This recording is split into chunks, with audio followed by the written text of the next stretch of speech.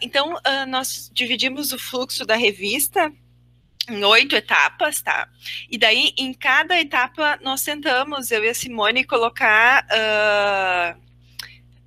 assim, o que é mais importante, o que precisa ser observado. Então, ele vai desde o recebimento do artigo, lá na Simone, o que ela precisa cuidar, né, neste recebimento, os dados, a formatação, algumas coisas referentes ao artigo, até, então, da primeira avaliação, quando a gente envia aos avaliadores externos, né, quando retorne, então, tem a primeira avaliação, a segunda avaliação, a gente entende que, se passar para a terceira avaliação, a gente precisa rejeitar o artigo, né?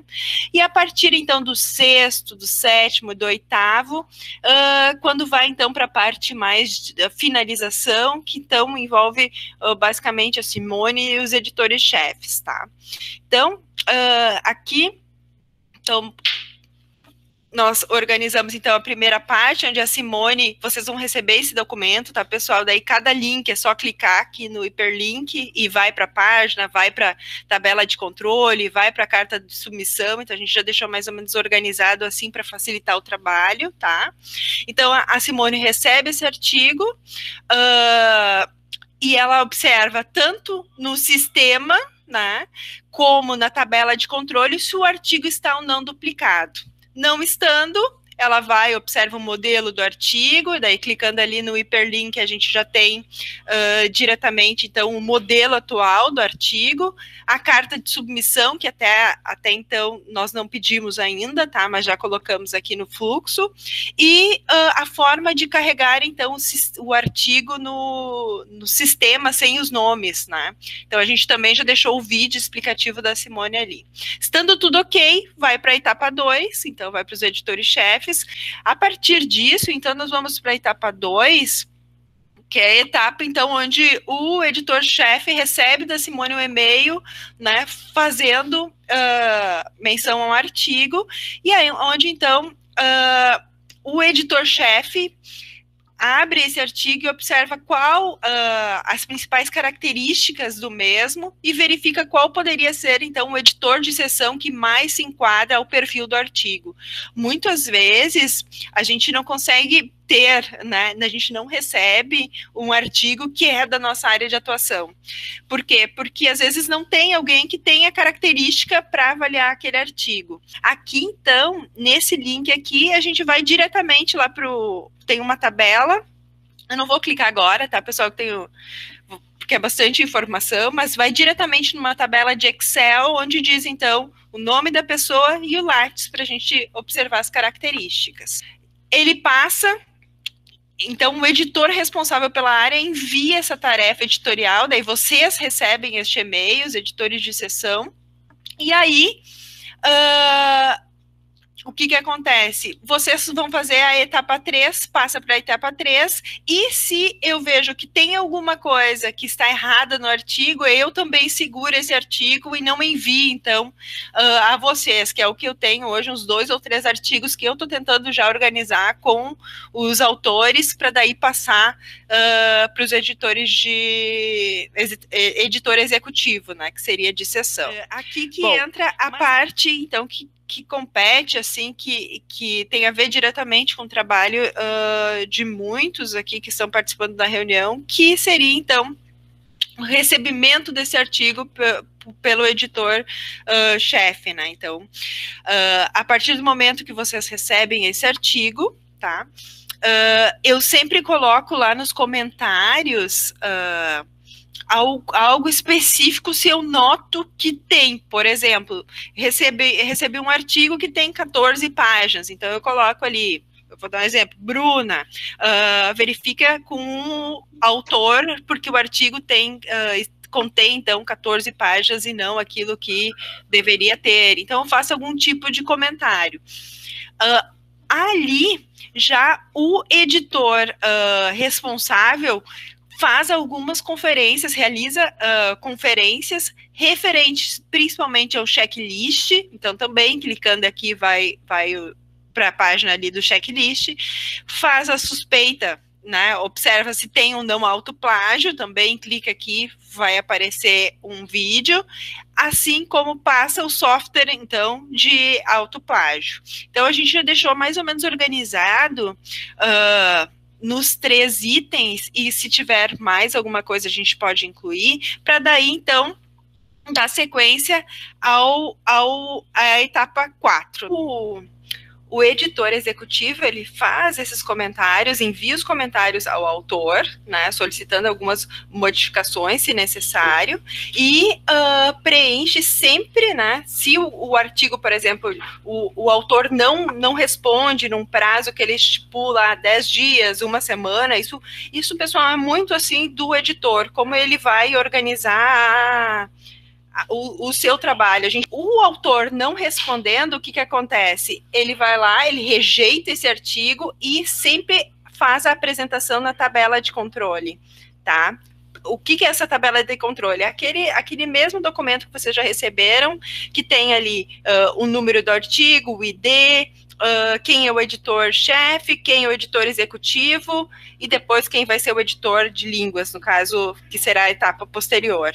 Para que esse documento seja utilizado depois, e que a gente tenha um controle sobre isso, para envio dos certificados. Desculpa, tá? Aqui então, para a etapa 4, né, passa para a etapa 4, tendo algum problema, o que acontece? Recomenda também que seja rejeitado o artigo, no caso, se conter plágio, né, ou qualquer outro tipo de ajuste ali necessário. Importante que a gente tenha esse feeling, assim, né, essa observância. Não tem, eu também acho que não tem como colocar 70%, 30%, 20%, né, de plágio. Eu acho que a gente pode retornar ao autor, né, detectando alguma coisa, olha, nós detectamos que existe, né, daí a gente pode até montar né, Simone, montar um e-mail padrão, algo que a gente também possa direcionar, assim, de uma escrita, né, que não seja,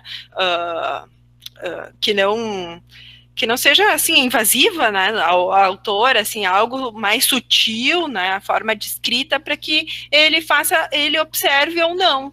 E daí a gente toma uma decisão sempre em conjunto. Sim. Essa questão, até quando a gente apresentou o software, a gente comentou sobre isso, né, a questão de um percentual.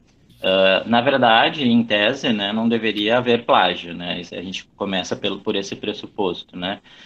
O que alguma literatura traz é que até 3% seria aceitável, porque o software chegando a 3%, ele normalmente só identifica algumas palavras, enfim, porque ele busca por similaridades, ou seja, o que o artigo tem similar de algum outro artigo publicado. Mas, quando a gente roda o software, a interpretação ela é muito pessoal. O próprio editor vai ter que olhar, vai ter que ver o arquivo, vai ver se tem somente palavras mais aleatórias ou se ele traz trechos.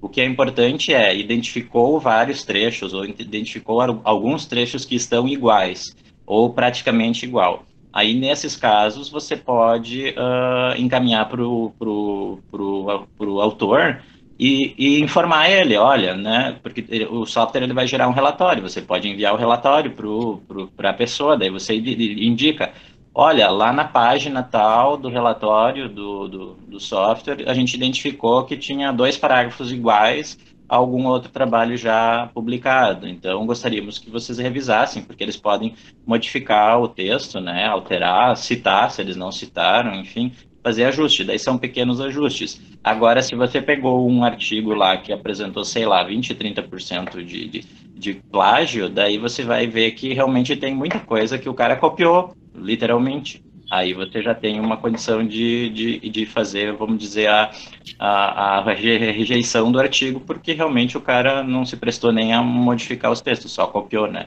Então, acho que a ideia principal é essa, é a gente não publicar artigos que tenham trechos de plágio. Então, aí, cada editor, quando for rodar o sistema, vai ter que fazer essa análise. É que nem a Daniela comentou, é questão de feeling. Na verdade, no início, talvez a gente tenha mais dificuldade, mas daí depois a gente acostuma. Porque daí você vai verificar, deu percentual baixo, tá? Vou ali, dou uma olhada, porque ele mostra os arquivos que mais teve similaridade. Daí pego o arquivo lá que deu mais similaridade, vejo lá, são só algumas palavras aleatórias, um ou outro trechinho pequeno que tá igual, enfim. aí não tem problema, né? E é um percentual baixo, mas quando o percentual é alto, daí a gente tem que tomar uma atenção maior.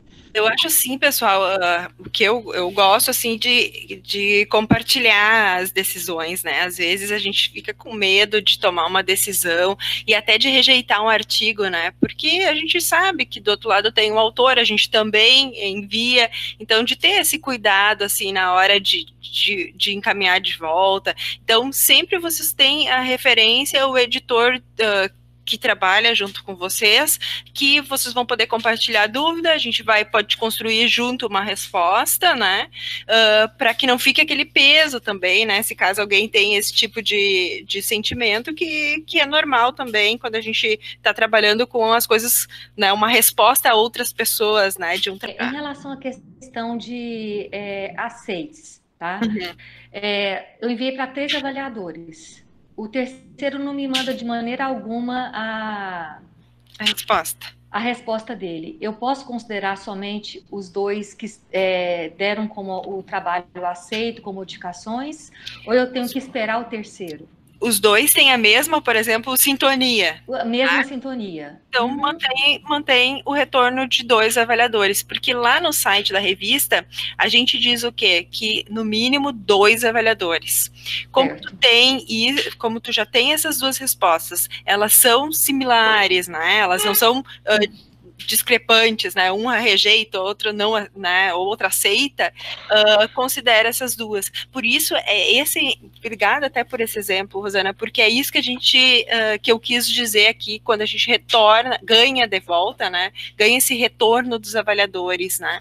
Que a gente sabe que as pessoas têm percepções diferentes sobre um artigo, até, às vezes, um tá bem específico na área de atuação, por isso é importante a gente ter a escolha dos avaliadores, e daí a Simone compartilhou, eu acho que foi essa semana até o vídeo que eu fiz ali, de por que é importante a gente ler o artigo, ver o resumo e tentar achar, então, um avaliador específico que tenha know-how sobre o artigo, porque isso daí vai facilitar depois o nosso trabalho. Né? Com então, certeza. Bem importante a tua colocação. Uma observação que é importante aqui, antes que eu esqueça, que aconteceu com o Erickson, né, Erickson, que é um artigo muito antigo, os artigos muito antigos, ou que estavam em outro avaliador, por exemplo, a Viviane, que saiu da revista, não é permitido que esse segunda adição que eu fiz do segundo avaliador, editor, rejeite o artigo. Então, vocês vão ter que, se vocês não conseguirem rejeitar, vocês entrem em contato comigo, que daí eu faço essa rejeição. Vai ser em alguns artigos, não são em todos. Muitos de vocês conseguem rejeitar, fazer tudo certinho, né? Mas tem esses mais antigos, ou que eram de outro revisor, de outro editor, que a gente não está conseguindo habilitar. Mas daí eu faço essa rejeição, tá bom? Certinho, Dani. Obrigada, tá? De nada. Bom, e aqui então aqui tem sobre o aceito do artigo, a tua resposta ali, a resposta, Rosana, para ti, em relação a como eu faço essa designação, então, para o editor de línguas, está aqui, tá, nesse vídeo 2, daí a Simone só vai dar essa conferida, né, Simone? Até pode usar o exemplo da Rosana, pegar um artigo da Rosana e ver se fica certinho. E, então, a segunda etapa seria aceitando artigo aceito com modificações, então nós temos aqui, né, um vídeo também, e quando se rejeita um artigo aqui no item 3. Tá? Eu botei assim, a tomada de decisão se dará após o retorno de pelo menos 2 avaliadores, né, com recomendação positiva. Tendo esse retorno, se encaminha, então, tem alguns ajustes, se encaminha ao editor de línguas, e depois, então, se faz todo o fluxo da revista, assim que eu vou apresentar agora.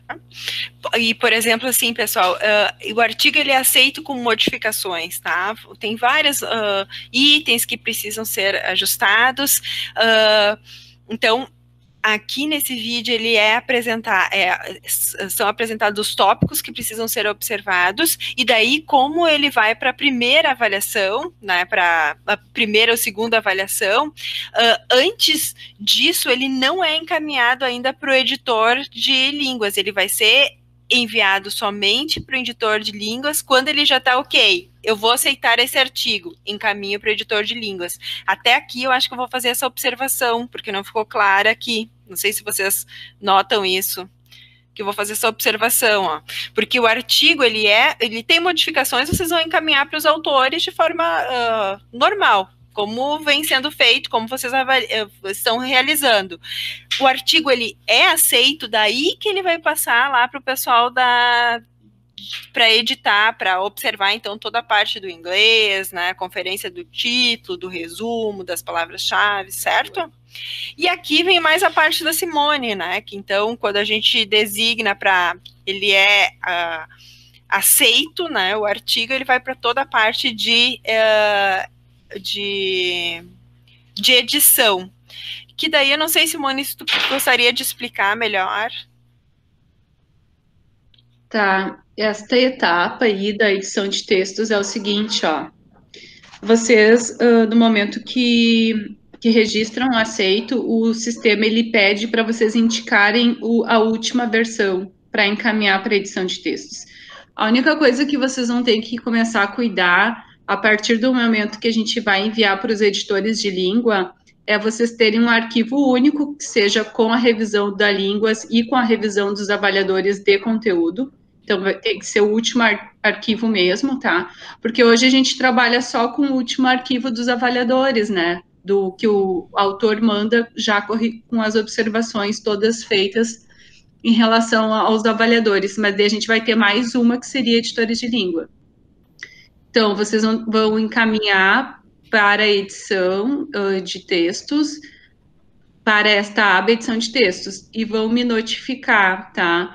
Porque no momento que vocês encaminham para a edição de textos, vocês têm que designar um editor de exceção, que seria eu, tá?